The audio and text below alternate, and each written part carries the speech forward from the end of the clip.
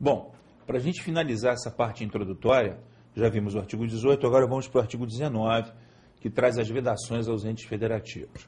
É vedado à União, Estados, Distrito Federal e municípios, ou seja, a todas as entidades federativas, estabelecer cultos religiosos, etc., salvo lá no final, ressalvado na forma da lei, a colaboração de interesse público. A gente já viu isso, viu que o Estado republicano é um Estado laico, é um Estado leigo e, portanto, não é possível que o Estado tenha alguma relação de subordinação com religião, seja ela qual for.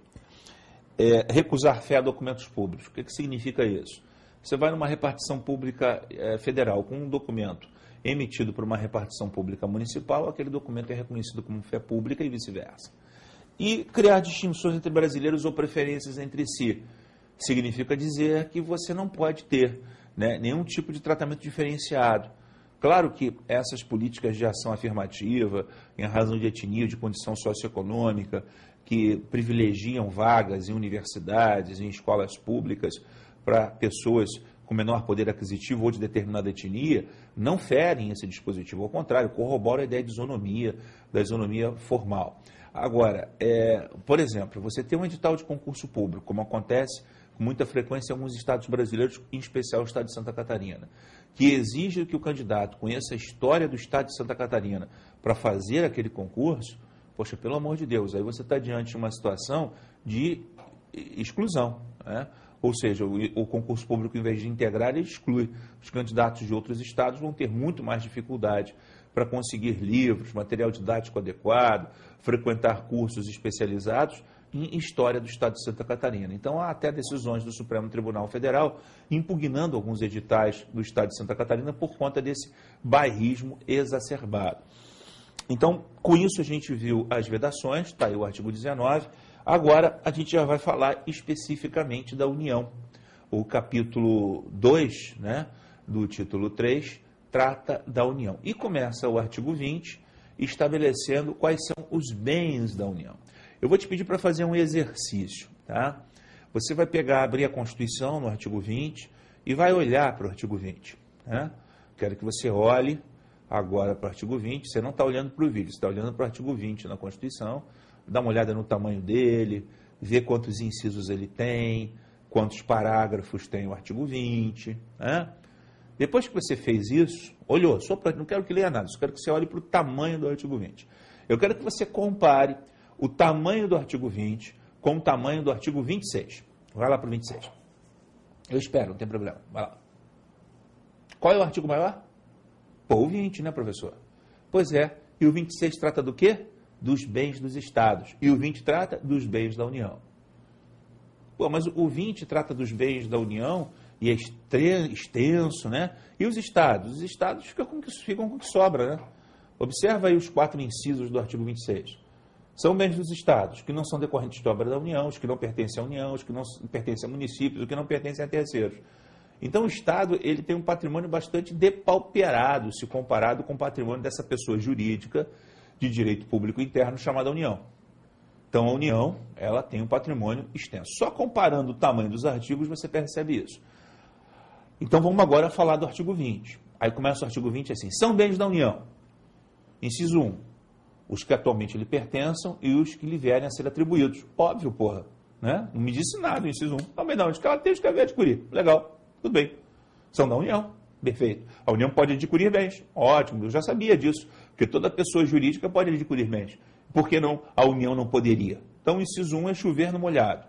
Na verdade, o artigo 20 começa do inciso 2.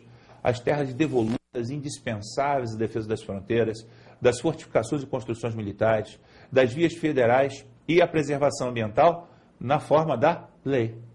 Então, eu tenho um patrimônio, no inciso 2, latifundiário para a União, que é invejoso.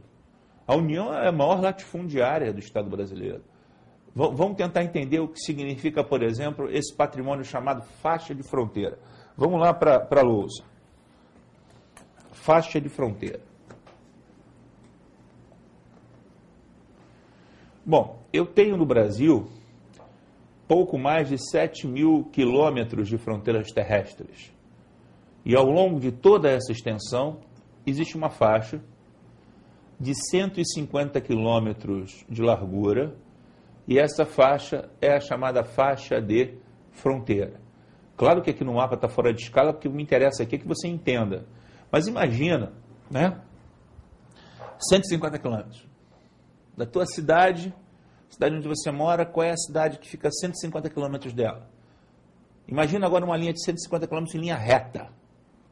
Então, da fronteira para dentro do país, eu tenho 150 quilômetros. Ah, mas tem fazendas aí? Tem. Tem cidades? Tem. Mas o solo é da União. Você tem a propriedade das benfeitorias sobre o solo. Então, você tem uma faixa de 150 quilômetros só da União. As vias federais de comunicação, por exemplo. Isso vem do regime militar, da época do regime militar, mas tem um decreto que diz que 150 quilômetros da margem direita da rodovia transamazônica e 150 quilômetros da margem esquerda da rodovia transamazônica, ao longo de toda a rodovia, naturalmente, são terras devolutas da União. O que são terras devolutas? São terras que pertencem ao poder público, ou que já foram de particulares e voltaram ao poder público. Então, as terras devolutas da União, a quantidade de terras devolutas da União é realmente assustadora. Sem falar nas de preservação ambiental, né? Ou as reservas ambientais, o que é extremamente saudável, mas tudo pertencente à União. Então, é uma quantidade, eu diria, absurda de terras que pertencem à União. Então, o patrimônio da União, em termos de latifúndio, é bastante extenso. Aí vem o inciso 2, o inciso 13 diz os lagos, rios e quaisquer correntes de água em terrenos de seu domínio, né? Quer dizer, ao contrário do que acontece com as terras devolutas, no inciso 2, onde, em regra, as terras devolutas pertencem aos estados, a exceção são as terras devolutas da União, que tratam da defesa das fronteiras, fortificações, preservação ambiental.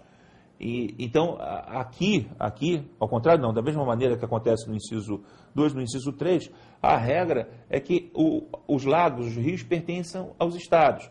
E a União fica com essas exceções, né? Por exemplo, a ilha fluvial e lacustre, que faz limite com outro país, né?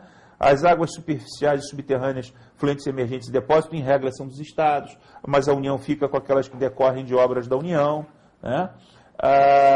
Os lagos, rios e qualquer águas correntes, como regra geral, pertencem aos estados, mas a exceção é a União ficar com o rio que banha mais de um estado.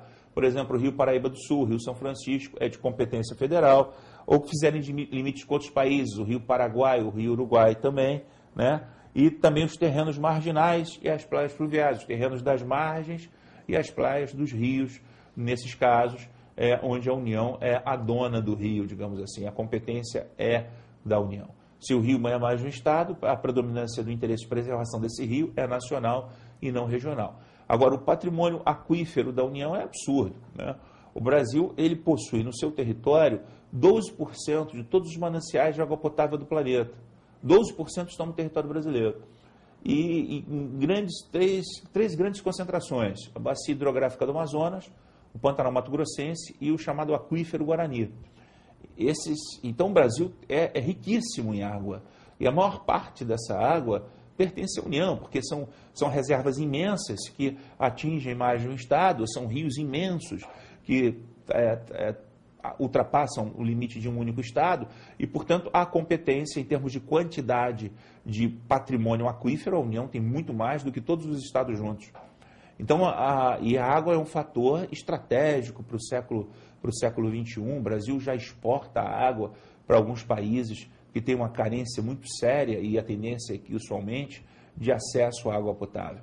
Então, a gente tem um patrimônio hidrográfico, aquífero, extenso para a União. A propósito, Ilha Lacustre é uma ilha que está situada dentro de um lago, ok? Ilha Fluvial é uma ilha que está situada dentro de um rio. Bom, aí vem o inciso 5, com os recursos naturais da plataforma continental da zona econômica exclusiva, o inciso 6 com o mar territorial. Vamos a esses conceitos, vamos voltar lá para a lousa. Nosso mar territorial tem uma extensão de 12 milhas náuticas. É o tamanho do mar territorial. A gente tem aproximadamente 8 mil quilômetros de costas marítimas, e ao longo desses 8 mil quilômetros, aproximadamente, talvez um pouquinho menos, talvez um pouquinho mais, você tem 12 milhas náuticas de mar territorial. A partir da 12ª milha náutica, você conta mais 188 milhas náuticas. Mais uma vez eu estou dizendo que isso aqui não está na escala, a ideia é você visualizar. E essas 188 milhas náuticas constituem o que a Constituição chama de zona econômica exclusiva. 188 milhas náuticas. Bom, no total, claro, né, são 200 milhas náuticas. 12 de mar territorial e 188 de zona econômica exclusiva. Mar territorial é território brasileiro, né? Zona econômica exclusiva é uma área de oceano vastíssima, como você pode perceber, que só pode ser explorada pela União ou através de concessão pública da União. Você está acompanhando aí essas discussões sobre o pré-sal, sobre os campos de tupi. Esses campos estão na chamada zona econômica exclusiva. O outro conceito de plataforma continental diz respeito à profundidade, ao leito do oceano nessas áreas. O problema é que, na lei, né, nosso mar territorial tem 200 metros de profundidade, mas, na prática, nós somos líderes, né, na exploração de petróleo em águas profundas. A Petrobras ela exporta essa tecnologia. Na prática, o que nós temos é uma profundidade muito maior do que essa. A Petrobras já consegue perfurar poços de petróleo com 3, 4 mil metros de profundidade e vai aumentando, só aumenta. Recorde em cima de recorde de profundidade, graças a essa tecnologia que a gente desenvolve. Então, senão não seria nem possível a exploração do pré-sal. Então, é um caso de conceito jurídico que já foi ultrapassado pela gestão tecnológica. Então, você acaba tendo uma situação de conflito, né? Então, o conceito de mar territorial ou de plataforma continental ele perdeu o sentido. A gente tem que redimensionar isso a toda hora. O que é muito interessante até, né? Que demonstra que o Brasil tem uma tecnologia que pode ser exportada e está sendo exportada para a exploração desse tipo de petróleo em profundidade, inclusive nas camadas do pré-sal. Então, estão aí os três conceitos. Um que eu ainda não tenho, mar territorial, 12 milhas náuticas de mar territorial, o que eu não tenho de plataforma continental, e o de zona econômica exclusiva, 188 milhas náuticas a partir da 12ª milha náutica. Bom, aí eu tenho os terrenos de marinha e seus acrescidos, significa os aluviões, os depósitos que são feitos à margem dos terrenos de mar, de marinha. Esses acréscimos também pertencem à União. Os potenciais de energia hidráulica, qualquer queda d'água que possa gerar energia hidráulica, essa localização, essa cachoeira, essa queda d'água, pertence à União.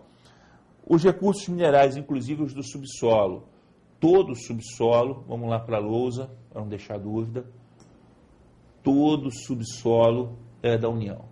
Eu encontrei petróleo no quintal da minha casa, é da União. Você vai receber royalties, né? Com certeza, o parágrafo 1º fala disso, fala dos royalties que você vai receber pela exploração de petróleo, gás natural ou geração de recursos hídricos. O Estado recebe, o município recebe, porque a presença da União, através da Petrobras, por exemplo, causa um transtorno social muito grande. Você está acompanhando aí também essa discussão sobre o repactuamento de royalties em nível nacional, uma discussão bastante interessante, mas a gente não vai entrar nela. Eu só queria que você fizesse uma leitura do parágrafo 1º do artigo 20 para entender a localização na Constituição dessa discussão.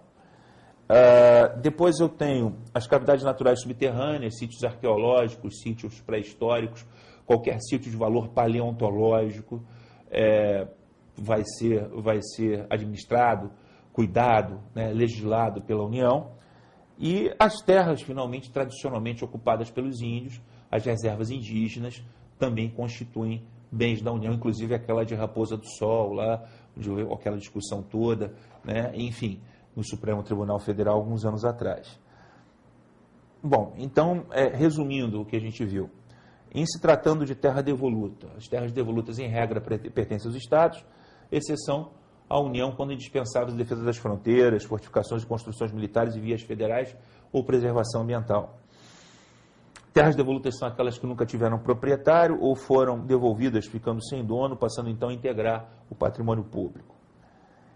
O artigo 225 da Constituição afirma que são indisponíveis as terras devolutas ou arrecadadas pelos Estados por ações discriminatórias necessárias à proteção de ecossistemas naturais. Vale a pena dar uma lidinha no 225. Em relação às ilhas fluviais e lacustres, elas também, como regra geral, pertencem aos Estados, agora vão pertencer à União se fizerem limite com outros países. Águas subterrâneas, superficiais, fluentes e emergentes pertencem aos estados, mas no caso do aquífero Guarani, envolve mais de um estado, então, e decorre de obra da União, então, como exceção, pertence à União. Lagos, rios e demais águas e correntes também pertencem aos estados, exceção à União. Se banhar mais de um estado, se fizer limites com outros países ou se provir de território estrangeiro. É o caso do rio Amazonas, que no Peru se chama Solimões, né? As ilhas costeiras e oceânicas pertencem aos municípios, quando for sede do município. Eu acho que aqui pulei esse inciso. É o caso, por exemplo, de Vitória, capital do Espírito Santo, né? Sede de Florianópolis, que também é uma ilha capital de Santa Catarina. E estados quando estiverem em seu domínio, né? Enfim, e nos demais casos pertencem à União. Só a União tem, né? As praias marítimas em terrenos marinhos e seus acrescidos, isso só pode ser da União, não pode ser de Estado. Mar territorial também só pode ser da União. Os recursos naturais da plataforma continental da Zona Econômica Exclusiva só podem ser da União, nunca dos Estados. Recursos minerais, inclusive todo o subsolo, só é da União. Os potenciais de energia hidráulica também o Estado não tem vez aqui no município, quem manda nisso é a União.